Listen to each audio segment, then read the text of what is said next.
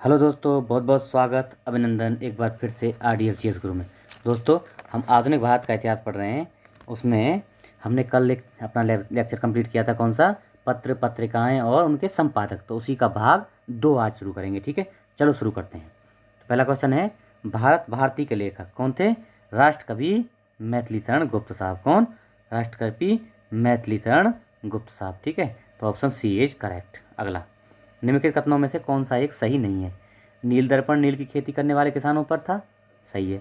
घासीराम कोतवाल नामक नाटक के लेखक का नाम विजय तेंदुलकर है। सही है। नवीन चंद्र दास द्वारा लिखित नाटक नवाब बंगाल के काल पर आधारित था। नहीं भैया, यही गलत है। और उर्दू रंगमंच पारसी थिएटर पर बहुत अधिक आधारित हुआ करता था। ये बात भी सही है। तो सी ऑप्शन सही नहीं है। ठीक है, अगला, संघर्ष की ओर पुस्तक टुवार्ड्स स्ट्रगल किसकी है?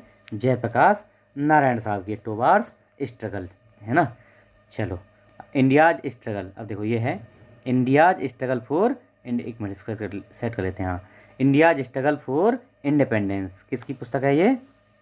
तो भैया ये पुस्तक है बिपिन चंद्र साहब की, बिपिन चंद्र पाल साहब की है, इंडियाज स्ट्रगल फॉर इंडिपेंडेंस।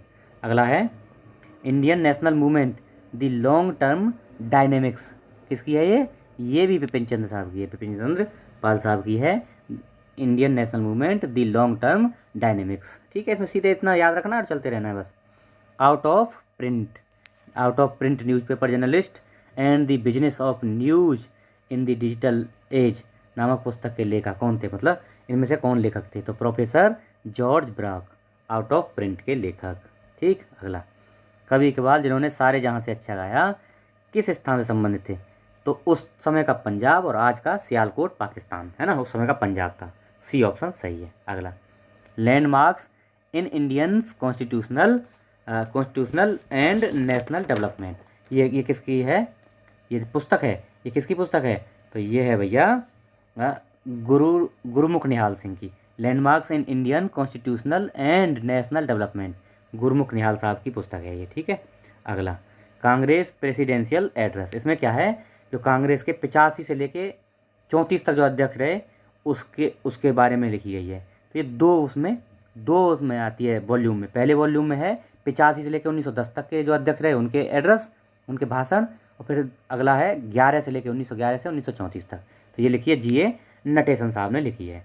ठीक है, अगला, निम्नलिखित कारागारों में किस एक में पंडित जवाहरलाल नेहरू ने अपनी प्रसिद्ध पुस्तक कौन सी डिस्कवरी ऑफ इंडिया लिखी थी? तो किस में लिखी थी?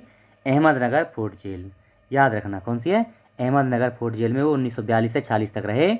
इस दौरान उन्होंने discovery of India, my story यानी मेरी कहानी, ग्लिम्सेज ऑफ वर्ल्ड हिस्ट्री, ये पुस्तकें सब वहीं लिखी थी अहमदनगर फोर्ट जेल में। 42 से 46 तक रहे।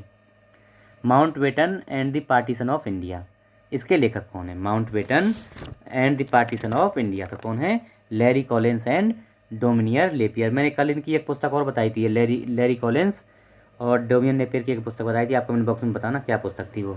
ठीक है, अगला देखते हैं, journey through the kingdom of Awadh in the year of 1849 to 50, ये रिपोर्ट किसने जारी की थी? तो ये की थी कर्नल स्लीमैन ने, है ना, WH स्लीमैन ने। इसको ठगी प्रथा के लिए जाना जाता है ना, स्लीमैन को ठगी प्रथा रोकने के लिए जाना जाता है। और इसी रिपोर्ट के आधार पर अवध का जो है विलय किया गया था। इसने डलहौजी ने विलय किया था।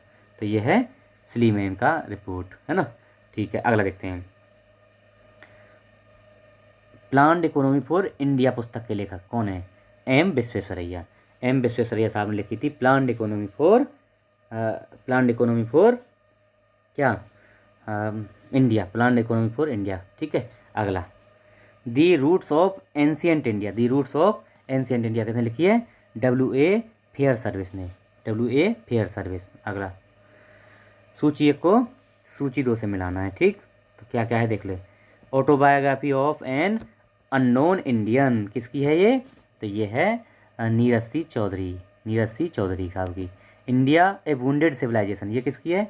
इंडिया ए वुंडेड सिविलाइजेशन VS नायपाल साहब की। तो 2-4 हो गया। अगला, कन्फेशंस ऑफ ए लवर, ये किसकी है? Mulk Raj Anand, confessions of a lover. और the English teacher Neeraj Singh Chaudhary, यानी 2-4-1, 2-4-1-3, 2-4-1-3। 3, ये 2 4 1 3 कौन देख लेते हैं, 2 4 1 3, तो ऑप्शन बी इज करेक्ट। अगला, planning and the poor, planning and the poor पुस्तक किसने लिखी है, B.A. मिन्हास यानी बगीचा सिंह मिन्हास साहब ने लिखी थी प्लानिंग एंड द पुअर। अगला, दी अनटोल्ड स्टोरी किसने लिखी, अनटोल्ड स्टोरी जनरल कौल साहब की, जनरल कौल साहब ने लिखी दी अनटोल्ड स्टोरी। ये जो है 1967 में प्रकाशित हुई और भारतीय सेना के इतिहास के बारे में प्रकाश डालती है। जनरल कौल साहब की किताब है अनटोल्ड स्टोरी। प्रसिद्ध पुस्तक दी अल्फ़ाबेट, दी अल्फ़ाबेट किसकी है, यह है डेविड डिरिंजर की, डेविड डिरिंजर की अल्फ़ाबेट। अगले देखते हैं, दी प्राउडेस्ट डे पुस्तक के लेखक कौन है, प्राउडेस्ट डे पुस्तक कौन ने लिखी है, तो ये लिखी है भैया एंथोनी रीड और डेविड फिशर ने। ये है proudest day India's long road to independence, Anthony Read और डेविड फिशर की। ठीक, अगला, सूची 1 को सूची 2 से फिर मिलाना है, एक सूची 1 को सूची 2 से मिलाइए। ठीक है, चलो देखते हैं। तो घर और अदालत, यानी घर और अदालत ये किसकी है, मिलाओ। तो ये हो गई भैया लीला सेठ, घर और अदालत 4 यानी लीला सेठ, पहले में हो गया 4। अच्छा, झोंपड़ी से राष्ट्रपति भवन तक, झोंपड़ी से राष्ट्रपति भवन तक, तो ये हो गए महेंद्र कुल सेठ यानी 3। उसके बाद इमेजिंग इंडिया किसकी है, इमेजिंग इंडिया नंदन नीलेकणी, कहाँ है, 2। और जर्नी थ्रू बाबू डम एंड नेतालैंड, तो ये हो गया TSR सुब्रमण्यम 1 यानी 4 3 2 1, 4 3 2 1, ऑप्शन बी इज करेक्ट।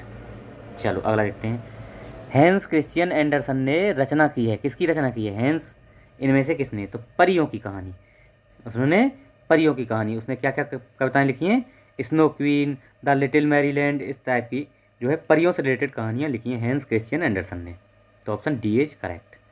अच्छा, अगला, चल, दी गोल्डन गेट यानी गोल्डन गेट पुस्तक किसकी है, यह है जी विक्रम सेठ साहब की, विक्रम सेठ गोल्डन गेट 1986 में इसका ये उपन्यास है, ये प्रकाशित हुआ था 1986 में गोल्डन गेट। अगला, लखनऊ बॉय पुस्तक किसके द्वारा लिखी गई, लखनऊ बॉय किसकी है, विनोद मेहता साहब की, विनोद मेहता साहब की पुस्तक है लखनऊ बॉय ए मेमोयर, पूरी है लखनऊ बॉय ए मेमोयर। अगला देखते हैं, साइलेंट स्प्रिंग, साइलेंट स्प्रिंग के लेखक कौन है, तो इसके लेखक हैं, बताओ आप लोग कुछ बताया करो, रसेल कार्सन साहब, रसेल कार्सन साहब ने लिखी है दी साइलेंट स्प्रिंग, साइलेंट स्प्रिंग के रसेल कार्सन साहब। ठीक है, तो ये हमारा आज का छोटा सा लेक्चर था, कंप्लीट हो गया है। ठीक है, आप लोग इसको शेयर करिए, अगर चैनल पर नए हैं तो सब्सक्राइब कर लीजिए, लोगों को बताइए। ठीक है, शेयर वेयर करते रहिए। ओके, बाकी आपकी मर्जी है, मैं आपको बेस्ट से बेस्ट दे रहा हूँ और जल्दी से जल्दी ख़त्म करने की कोशिश कर रहा हूँ। आप लोग इसको शेयर तो कर सकते ही हैं ना, लोगों को बता तो सकते ही हैं। चलिए, बाकी आपकी मर्जी। Okay, thank you so much.